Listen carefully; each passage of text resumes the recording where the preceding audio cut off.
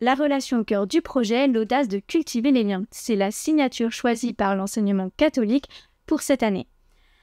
Les actions vont donc s'articuler autour de 3 grands thèmes: la relation à soi, la relation aux autres et la relation à l'environnement. Et pour bien lancer cette nouvelle année, des caps ont été fixés afin de concrétiser cette ambition. Les principaux défis, c'est la poursuite de la dynamique de chaque établissement, notamment en lien avec nos orientations. Comment ces orientations vont se vivre dans les établissements scolaires? Parce que le but d'avoir des orientations, c'est que ça se vive en interne, avec des focus. Il y a à la fois une ILIS en collège qui se crée, il y a une spécificité pour des journées en or pour les enseignants, des séminaires des chefs d'établissement. Alors en quelques chiffres, cette année, au moment où l'on parle, le secteur privé vendéen accueille 59 520 élèves et apprentis, dont 210 écoles, 31 collèges et 12 lycées. Un chiffre légèrement en baisse par rapport à l'année dernière.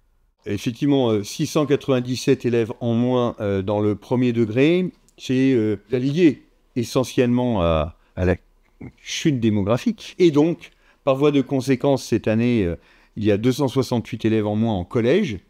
Et oui, on peut se dire que c'est la suite de la perte des effectifs du premier degré. Mais nous gagnons 145 élèves dans le lycée, ce qui fait qu'au final, dans notre enseignement catholique de Vendée, nous perdons 697 élèves. Alors attention, c'est aujourd'hui. Il peut y avoir d'autres élèves qui vont arriver là dans les jours à venir. À noter également que cette année, la grande nouveauté dans l'enseignement catholique, c'est la mise en place du programme EVARS, éducation à la vie affective, relationnelle et sexuelle, un sujet encore sensible pour certains. Les enseignants auront donc à cœur d'accompagner au mieux les familles en apportant des repères solides sur les questions de vie affective, de relations et de respect de chacun.